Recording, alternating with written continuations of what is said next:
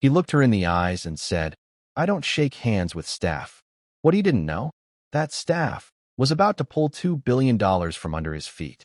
Amara Daniels entered the glossy glass tower with quiet confidence. She didn't wear diamonds or designer brands, just a clean gray suit, low heels, and a gold pin on her lapel that only the sharpest eyes would recognize. She walked into the executive conference room, where billionaire Charles Grant was preparing to pitch for a $2 billion investment. Amara wasn't his assistant, and she wasn't there to take notes.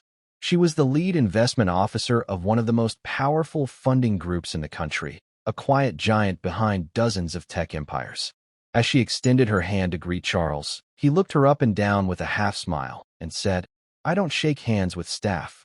Then he turned and greeted the white junior associate standing behind her. A few people in the room froze. Some looked down awkwardly, but Amara didn't flinch. She slowly withdrew her hand, nodded politely, and took her seat without a word. Inside, she wasn't angry. She was steady. She had seen this before. She knew how men like Charles measured power by appearance, by assumption, by skin. What he didn't realize was that he had just dismissed the very person who held the key to his deal. She watched him talk, watched him brag about projections and global reach, but none of it mattered now. This wasn't just about numbers. It was about how he treated people when he thought no one important was watching. Amara took out her tablet, opened the deal folder, and began her review, with one difference. She already knew the answer. Charles had shaken hands with everyone in the room, except the one person who could make his empire grow or disappear. Amara sat through the presentation with a composed expression, her face unreadable. Charles was in full performance mode, clicking through slides filled with bold numbers, colorful charts, and buzzwords that echoed across the boardroom. He spoke about market dominance, IPO timelines, international partnerships. His voice was loud. His ego was louder. But Amara wasn't impressed. She'd heard it all before. What she looked for in founders wasn't just data, it was depth, integrity, leadership, and all she saw in Charles was someone who couldn't see past a woman's skin or a name on a badge. She noticed how he ignored her every time she asked a question, how he directed answers to the men in the room, even when she was the one who had asked. Still, she stayed quiet, writing notes, observing not just what he said, but how he carried himself. She watched how he interrupted others, dismissed concerns, and bragged instead of listening. By the time the presentation ended, her notes weren't about revenue or product, they were about risk. Leadership risk, brand risk, human risk. When the room finally fell silent, Charles leaned back in his chair, smiling proudly, as if the deal was already done. But Amara simply closed her tablet and stood up. "Thank you for your time," she said calmly. Charles barely nodded, already turning to shake hands with someone else. And just like that, the meeting was over. No one in that room realized what had just happened. But Amara had made her decision, not out of emotion, but out of experience. She didn't need to raise her voice or prove her worth. She had seen enough. And in her world, quiet decisions often carried the loudest consequences. Back at her office, Amara walked into the boardroom where a few senior partners from the fund were waiting. She didn't bring slides or a presentation. She didn't need to. These people trusted her judgment. They always had. She sat down, folded her hands, and spoke clearly. "I've reviewed the pitch. The numbers are solid, but I'm recommending we walk away. It's not the business. It's the leadership." The room went quiet. No one questioned her. They knew Amara didn't make decisions lightly. She explained what she saw, not just arrogance, but a culture built on ego. A man who couldn't respect people unless they looked like him. A tone-deaf leadership style that would be a liability down the line. "If he couldn't recognize who I was in that room, what else is he blind to?" she asked. One by one, the partners nodded. The vote was unanimous. They would pull the deal. $2 billion, gone in a single meeting. Not out of revenge, but out of principle. The official notice went out that same afternoon. Funding declined. Opportunity closed. No further details. No need for drama. Charles didn't even know yet. While he was probably still celebrating, the floor beneath him had already begun to crack.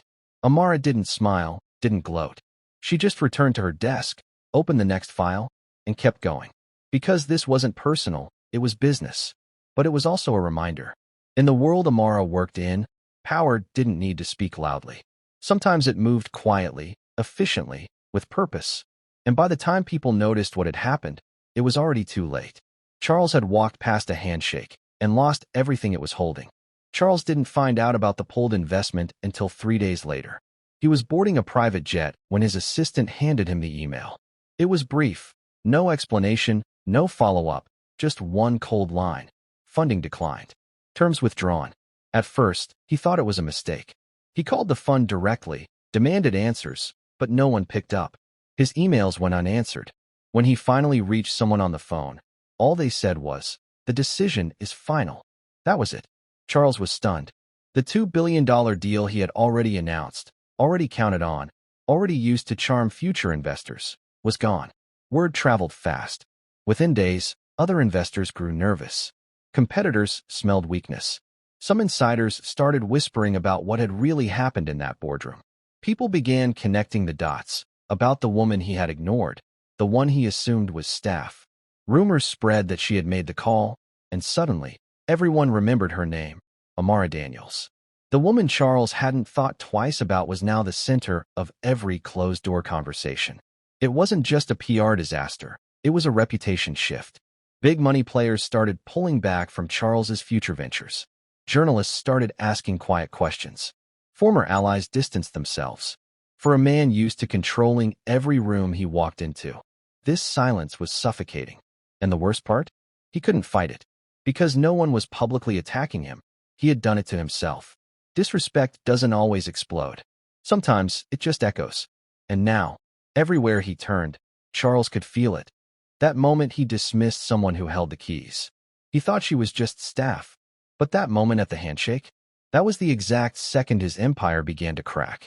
Weeks later, Amara Daniels stepped onto the main stage at a global tech leadership summit. Cameras flashed, industry giants sat in the front row, and thousands of eyes turned to her. She wore the same calm expression she had during that infamous meeting. No bitterness, no ego, just presence.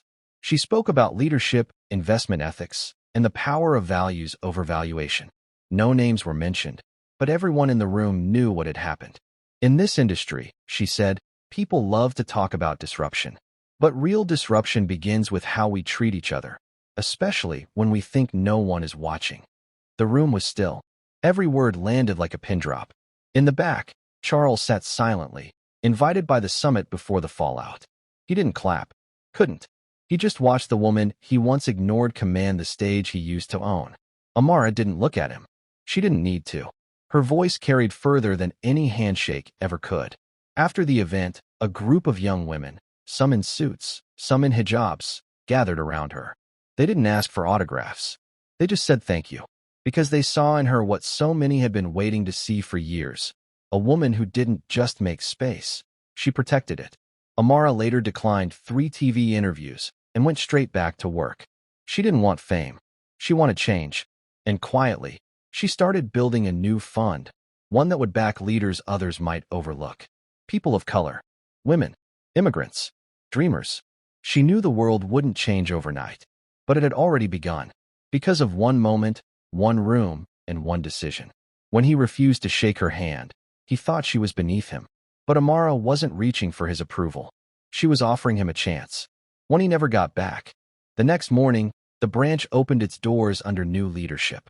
A fresh-faced interim manager greeted customers warmly, and the staff that remained carried themselves with a mix of relief and renewed purpose. The toxic energy that had once lingered in the air was gone, replaced by a quiet hum of productivity. Angela arrived shortly after opening, this time not as a customer, but as the official regional director overseeing multiple branches. Her heels clicked against the polished floor as every head in the room turned toward her. The few who had disrespected her days earlier were no longer there, replaced by professionals who valued every person who walked through the door. She approached the counter where she had been dismissed, running her hand along the smooth wood. The young teller behind the glass smiled nervously, unaware of the history in this spot. "Good morning, Miss Carter. How can I help you today?" Angela returned the smile. "Just here to make sure everything is running as it should," she said, her tone warm but firm. Customers nearby whispered her name, some recognizing her from the commotion earlier in the week. Before leaving, she addressed the staff, her voice carrying a message that was both a warning and an inspiration. Never underestimate the person standing in front of you. Kindness costs nothing, but arrogance can cost everything. As she stepped outside into the bright morning sun, she paused to watch the steady stream of customers entering the branch. The same building that had once shut its doors on her now operated under her command. With one last glance, Angela walked away, her head high, knowing she hadn't just changed a branch. She'd set an example for the entire company. The door closed behind her, but her impact was only just beginning. If you enjoyed this story, don't forget to like, share, and leave your thoughts in the comments. Subscribe now for more powerful and inspiring stories every week.